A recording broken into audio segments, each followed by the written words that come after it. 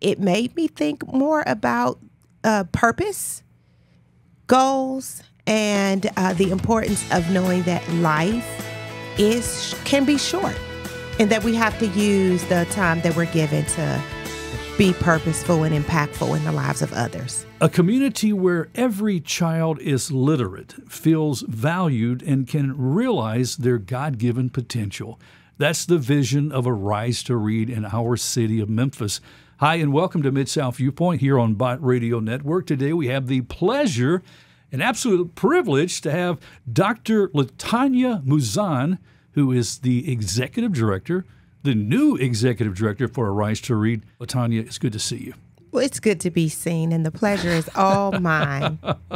We recently met here at the studios. You were involved with some other recordings. And by the way, thank you for the sponsorship Arise to Read has for our upcoming Pastors Appreciation Luncheon. You made a wonderful video for our pastors for that. You're welcome. We at Arise to Read make it our practice to partner with churches and pastors around the city of Memphis. So it was just one of the things that we do, and we're excited to be able to do it with you all. You are originally from Washington, D.C. You don't meet many people who are from D.C. I want to know what your family life was like. What do you remember about any special events that were conducted in our nation's capital while you were living there? Well, let's talk about your family first. Family first. Well, I grew up in a family where my grandparents raised me. I had a teenage mom, and my grandparents had the privilege of being able to become their daughter. And being their daughter, I grew up as an individual that you might think seemed a little bit older than my age. My grandparents were from North Carolina, so Southerners. D.C. is technically the South because it's south of the Mason-Dixon. However, I grew up with Southern values in the Baptist church from the time that I was a very young girl. I grew up with an aunt that's a year older than I am, so I kind of had a sister there. And when I was 9, I had my first sibling. I have 2 brothers. One was born when I was 9 and the other when I was 17. And that's my family. What about events you remember happening in D.C. when you lived there? Well, so many things happened when I grew up in Washington, D.C. There were several that were pivotal in impacting who I would become. One that makes the greatest impact, I would have to say, it didn't happen in D.C., but it was a major event all across the world, would be the explosion of the shuttle. Yeah. I was a freshman in high school when that happened, and it made me think more about purpose, goals, and the importance of knowing that life can be short, and that we have to use the time that we're given to be purposeful and impactful in the lives of others. There was an educator on that shuttle when it exploded. Yes, there was, and that was a big deal, which is why we were able to watch it in school, actually. I got to watch it in school. The name Mouzan traces back to, well, at one time, the largest population in South Carolina in the 1840s had more Mouzans than anywhere else. Originally, I believe, from France. Yes. And there was a large concentration of Mouzans in South Carolina. I think the first Louis Mouzan moved to South Carolina in the early 1700s.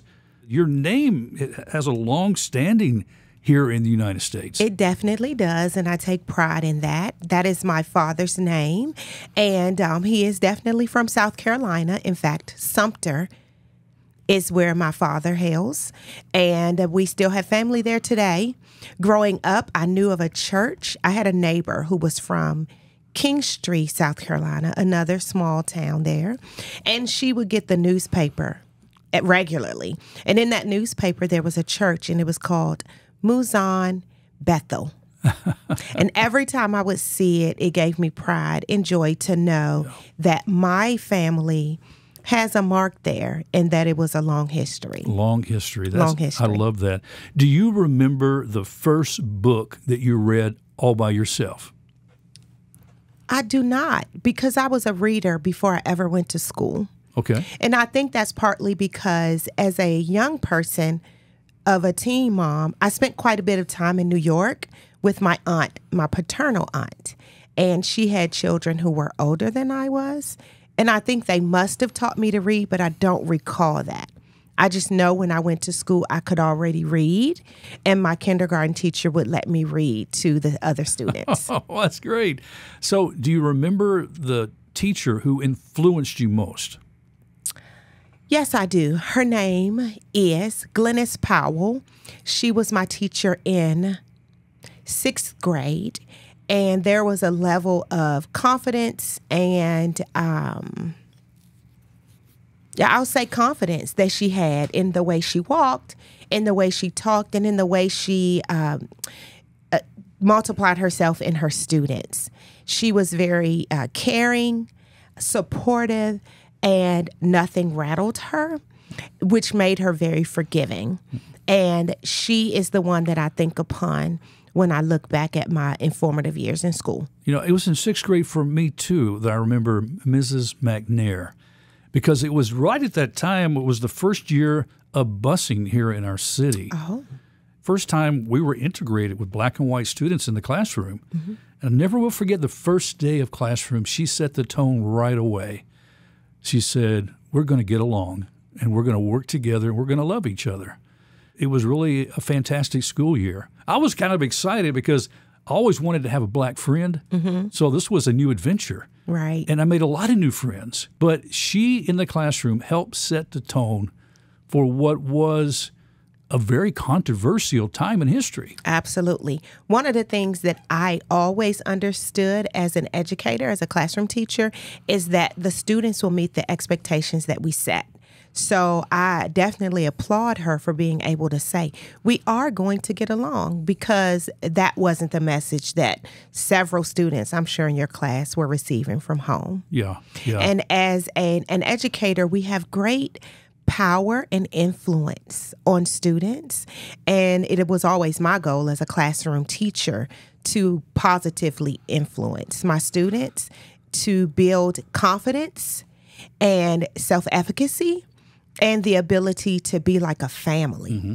What led you down the career path to become an educator? Actually, that's an interesting story. So in 1997, I went to Southern Illinois University in Carbondale to pursue a PhD in public and community health. Many of my colleagues were training to go back and then teach at the university level. And my mantra always was, I will not teach. I do not want to teach. So when I graduated in 2001, August of 2001, I planned to go back home, Washington, D.C. At the end of August, I packed my things up and I moved back to Washington, D.C., September 1st, 2001. Well, 10 days later, something very pivotal happened, which was the 9/11 incident. At that time, the job market completely shut down. So I had plenty of time to spend at my daughter's school in her 1st grade class. At that time, I noticed the great need for very strong, impactful educators. And at that time, I noted that I could spend quite a bit of time influencing my daughter and her friends. I got a job in February of 2002. And at that time, I realized that a corporate job doing research, which is what I wanted to do, was in the way of me being the type of mom that I wanted to be. And at that moment, I decided that education was the path I would take. I'm glad I did, because I was created for it. Do you think maybe because of the situation of having a teenage mom caused you to want to do different and want better for your child? Absolutely, because having a teenage mom meant that she hadn't yet lived the way she wanted to live and wasn't quite prepared to be a mom. And so in order to do the things that she wanted to do, I would spend time quite often with other people. And most of the time I did, as I stated, as when we got started, my grandparents raised me. So when I became a mom, it was absolutely my goal to put my daughter first and to set priorities that would impact her life in a positive way and sacrifice the things that would maybe be what I wanted for myself. So your journey to come to Memphis, there were several stops along the way, wasn't there? There were several stops along the way. One of which, before I went to Southern Illinois University, was I went to Austin Peay State University in Clarksville, Tennessee. Got my bachelor's and my first master's degree there. And then at that time, in college, I met my daughter's father. And at that time, like I told you, I spent a little bit of time in D.C. between 2001 and then it was 2003 when I left. At that point, I realized it wasn't the place I necessarily wanted to raise my daughter. It was a great place for me to be from, but I didn't see in her who I wanted her to become. And so we came here to Memphis, where both her maternal and her paternal grandparents, her grandmother and her grandfather, are from here. And she was able to have a large family impact here. Yes. But coming here, I mean, you had no idea what you were going to do, did you? Or did you come with a job intention? Well, when I got here, I completed my training for becoming a teacher, and I was able to secure a position just before I got here at Cape Bond Elementary School. What was that like? Oh, it was amazing. One of the things I learned during my first year, the Bible says that all things work together for the good that love the Lord and are called for his purpose.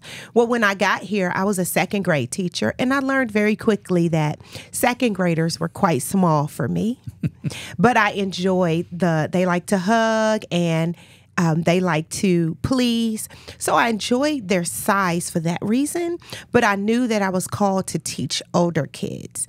And I spent the rest of my time at Cape Bond teaching older kids, 5th grade.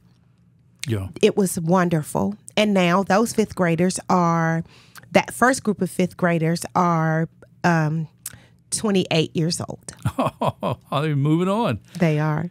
In your career as an educator, LaTanya, you have worked with both students and teachers in a variety of ways, K through 8th grade settings. What have you discovered about students and teacher relationships and the value of a teacher, not only who loves teaching, but also who loves their students? What I have learned is that students don't come to school wanting to learn instinctively. Most of them do not. Some do. Most of them do not. They come to school for the social aspect. They come to build relationships.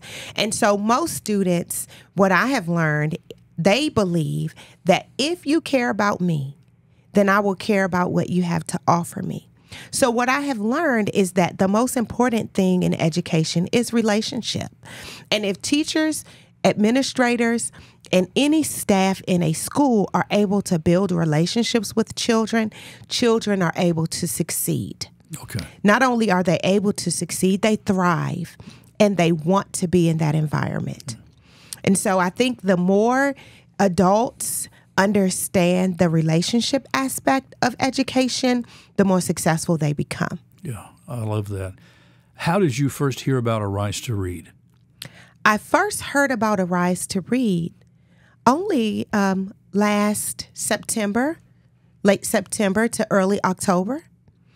I was speaking to a friend. Most people may not have experienced this, but I'll share what happened with me. I was at home and I'd had a dream. And in that dream, I was with one of my friends who lives here in Memphis. But instantly in that dream, I knew that I was living here because we were celebrating some event that was happening in her life. And immediately I knew I need to call and let her know that God was calling me back to Memphis because I'd been away from Memphis for 13 years at that point. I called her and I said, I'm going to tell you the dream I had, but I want you to just listen first because I know the power of the words we speak. She listened, and when I got to the end of what I was saying, she said, does that mean you're moving back here with me? And I said, well, I need a job first, but I know that God is calling me there. We have a mutual friend, That friend was the former executive director of Arise to Read.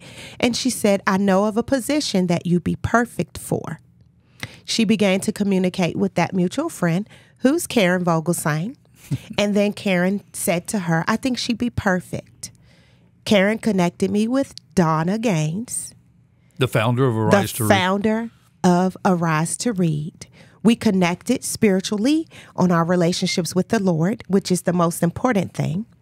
And then we discussed who I am as an educator. And I believe that that was a divine appointment.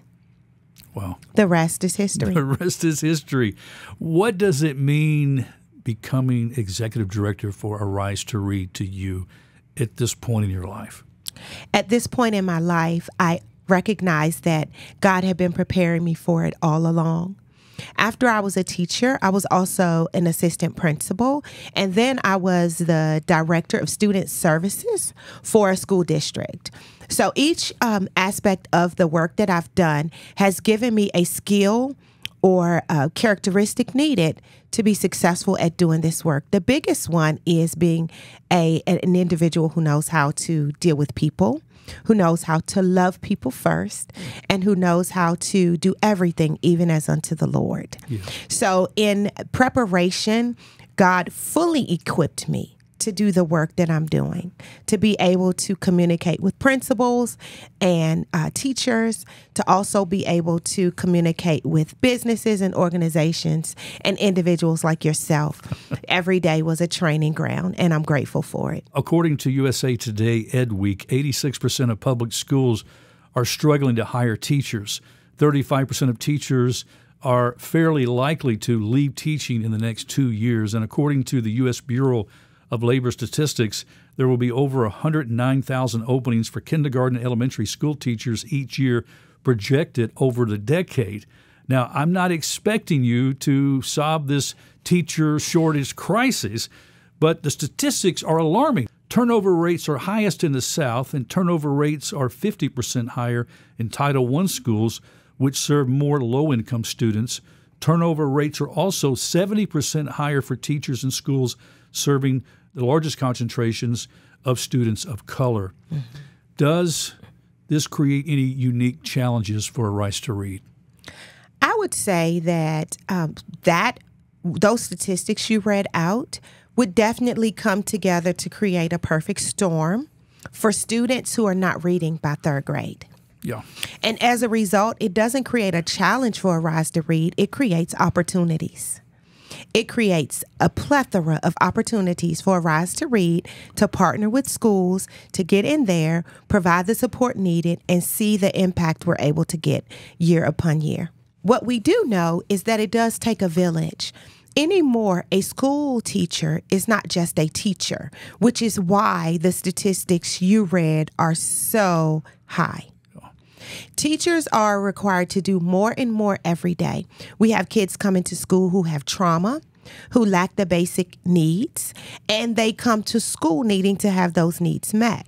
Sometimes the school can meet those needs, but oftentimes the teachers are meeting those needs. And as we know, people can't pour out of empty cups. So teachers need opportunities to be poured into and supported as well, which is why Arise to Read is a great opportunity for schools to benefit from what we provide. Arise to Read takes an active role in the development of children in our public schools right here in Memphis through the presence of volunteers focused on literacy. Now, this wouldn't be accomplished without partner schools that you have that you work with. Are more public schools embracing your program? Are you seeing more or inviting you in their doors?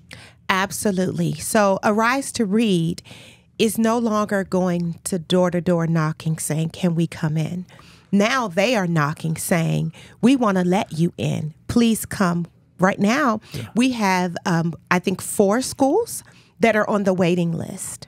And the waiting list is there not because we don't have the volunteers, but because Arise to Read has to have the capacity to manage the volunteers. So as we have 3 to 5 schools, we need to have what is called a program specialist to oversee those schools.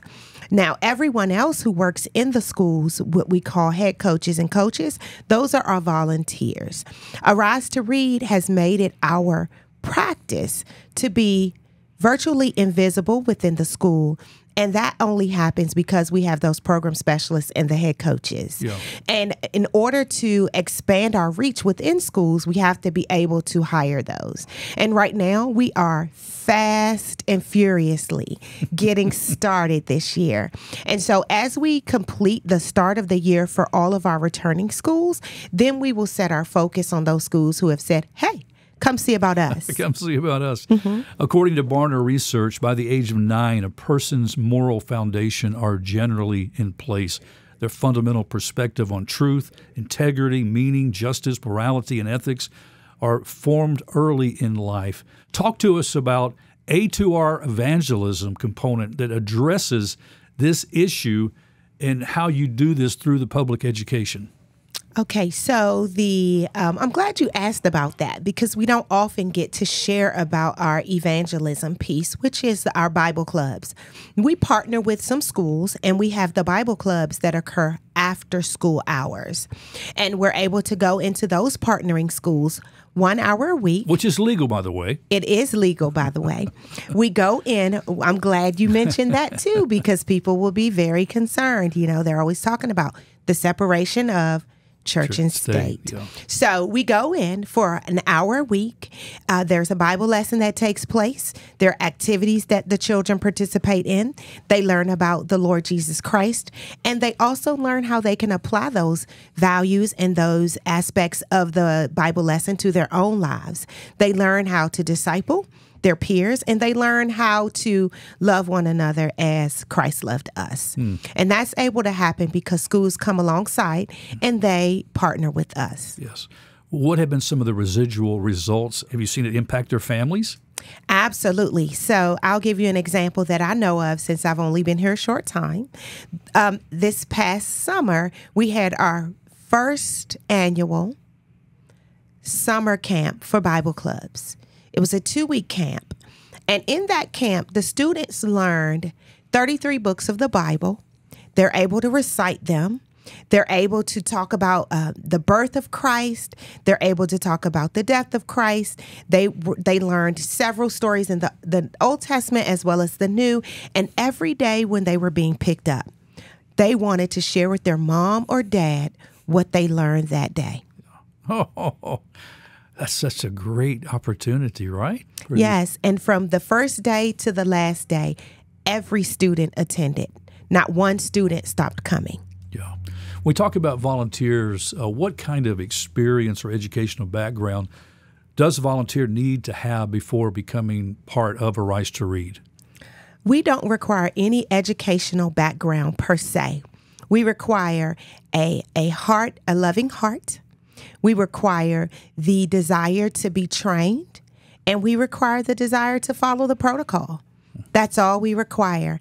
Any person can impact the life of a child, because what tends to happen is they build that relationship, and then the child is excited to see them every week. And because they're excited to see them every week, they want to do what it is they have before them, which is learn. Wow. As the new executive director, what do you envision for the future and ongoing work for Arise to Read in this community? In this community, I envision us continuing to scale up. My goal is for us to be in every quadrant of the city and in every school that needs our support. And it can be accomplished, right? It definitely can be accomplished, but we can't do it on our own. As I mentioned earlier, we partner with organizations, businesses, we partner with churches, and we partner with individuals in 3 different ways. A business may be listening right now that says, how could I be involved? I want to help sponsor a school or sponsor this program. What I would say to anyone who's saying, I would want to sponsor, I'd say go to our website, which is ARISE2read.org, and click on the button that says Get Involved. Okay. Isn't Arise to Read currently working in some other communities outside the Memphis area? Absolutely. We're in Alabama, Texas. We're also in New York, And we are also outside of Memphis in the state of Tennessee. We're in Clarksville. We're in Mississippi. We're in Florida. So we're in several places. And what happens is people reach out. They hear about the work that we're doing, the impact we're able to accomplish, and they want to do the same. So we're able to teach them our model, and they implement Arise to Read where they are. You've already mentioned that Donna Gaines, the founder, and of course also the wife of Dr. Steve Gaines, pastor at Bellevue Baptist Church. She founded Arise to Read originally. Does she still lend a helping hand? Does she encourage you at Arise to Read? She definitely does. She currently serves as the board president, and she's a very active part of what happens with Arise to Read. We're very grateful for her support and for her active participation in ensuring that we can continue to not only accomplish the mission, but do it with fidelity, the way that she envisioned it, the way that God gave it to her. Amen. LaTanya, I love your enthusiasm for this position that you have. I mean, it must really excite you to see that God has you where He wants you. And I'm just excited to see what God's going to do in the years to come through your ministry at Arise to Read. Thank you so much. And to that point, I always knew that when I started teaching, I was Dr. LaTanya at that point. And I always knew the importance of being able to show that to children in Title I schools. The only schools I've ever worked in have been Title I because that's who I've been called to. Yeah. And with that in mind, there's a level of responsibility to show students that where they come from is not a limit. Yes. It is, in fact, a catalyst that will catapult them into who they can become. And they can see that reflected in me. Yes. Dr. LaTanya Mouzan, God bless you, and thank you so much for sharing. Now, if folks want more information, you gave the website out a minute ago. Would that be the first start? That would be the beginning, arisetoread.org. And we ask people to do 3 things if they want to get involved. And each person is able to do at least one of the 3. And that first thing is to pray. Yes. Pray for us, pray for the success of the students, and pray for the coaches and the program specialists as they go into the schools. The second thing we ask is that they participate, and that is to become a coach and do the work that we do. And the final thing we ask, if people aren't able to do one of those 2, is to provide. Make a donation.